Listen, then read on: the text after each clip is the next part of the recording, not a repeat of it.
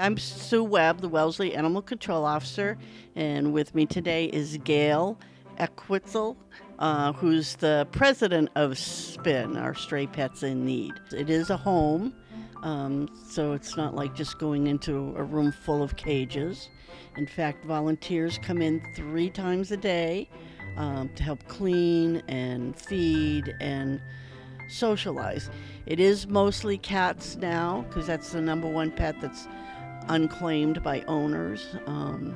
But we've had some cockatiels and parakeets and an iguana and a hedgehog.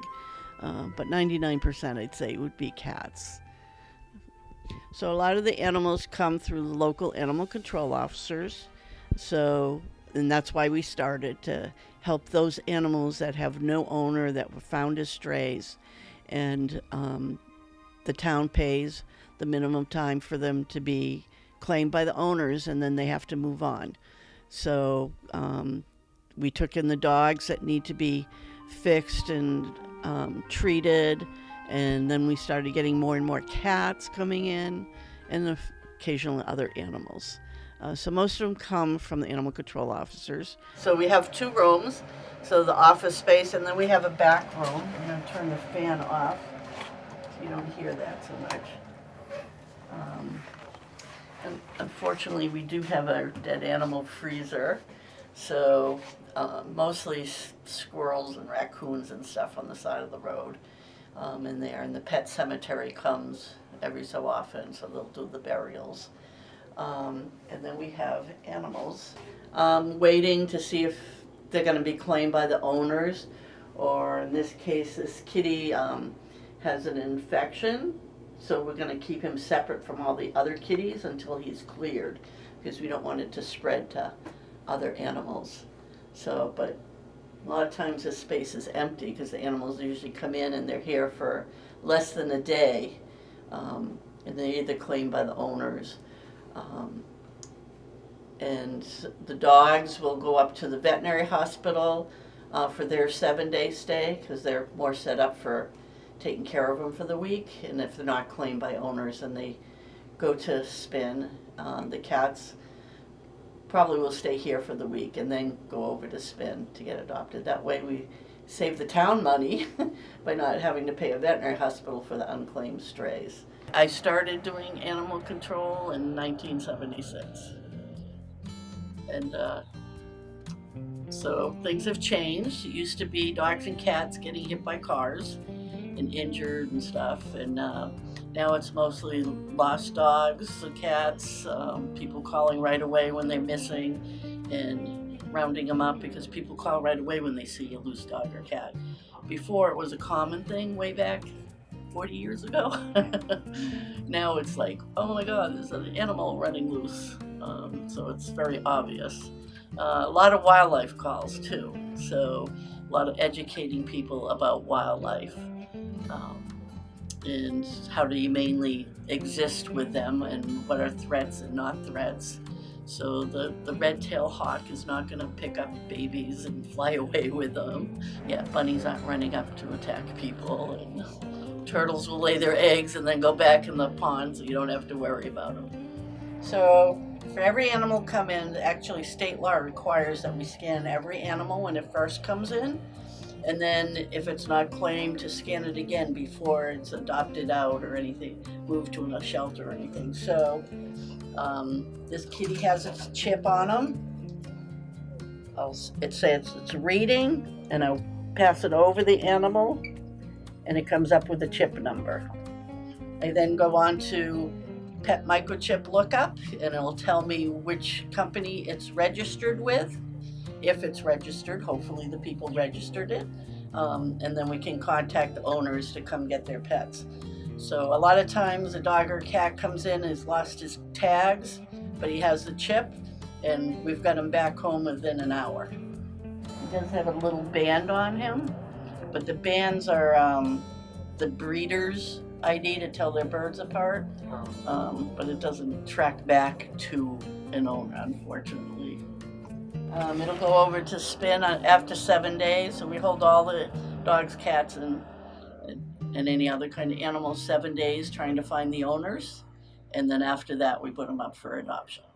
So Spin takes them and does any medical care that needs to be done, and works with the adopters to get them into homes. I've been volunteering for SPIN for 8 years, but I've known about SPIN for many years.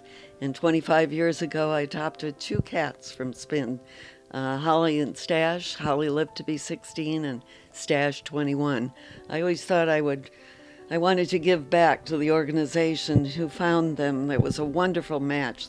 Those cats were so well matched to one another. They were kittens at the time, but they loved one another. And it's been a wonderful experience for me. I wouldn't trade it for anything in the world. This is our main living room area, and this is a lot of places where we have meetings here or at the table. We have a lot of supplies here, informational stuff that we take to special events. And the basement is full of extra supplies also. There's a space for the veterinarian, comes once a week, and she checks all the cats here to update any shots that need to be done, or any new cats. She checks them over to see if there's something medically that we need to do further work on. So that once she clears them here, then they can go up to Kitty City for adoption. We have our office space in the back. So we have volunteers who come in and work on the computer. One of the programs we work with is Safe People, Safe Pets, which works with domestic violence advocates. So the advocates will call and they have a person who wants to leave a domestic violence situation, but there are pets involved, and then most of the shelters do not allow them to bring the pets with them, and they don't want to leave the pets behind. The pets can be hurt by the abuser. They could be used as a lure to get the person to come back to them. So if we can get the animals out at the same time, it's much safer for the people and the animals. So a lot of times some of these animals will come to Spin. We've got some space that we can take them in, get them checked out for their personality, if there needs any medical stuff done prior to going to foster home, we do that.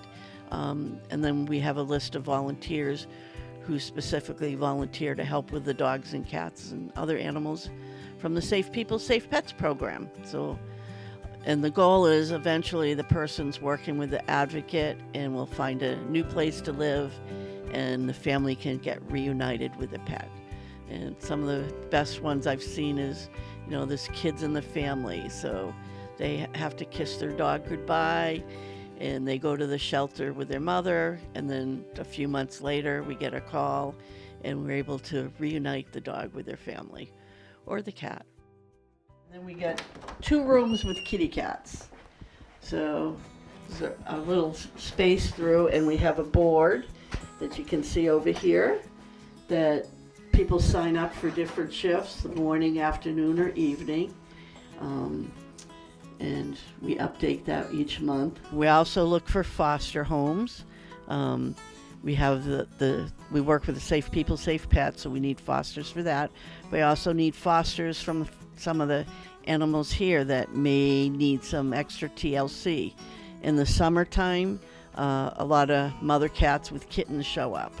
We want to get the kittens into foster homes. The young ones do better if they're not here with all the adult cats, because if one litter of kittens breaks with a cold and they're all in different foster homes, the other ones will stay healthy. But if they were all here at the shelter, and kittens are the ones that are most likely to be vulnerable to disease because their immunity isn't totally built up yet, or sometimes senior cats need some foster home so that they're away from the stress of the shelter. And the 2 rooms are basically the same.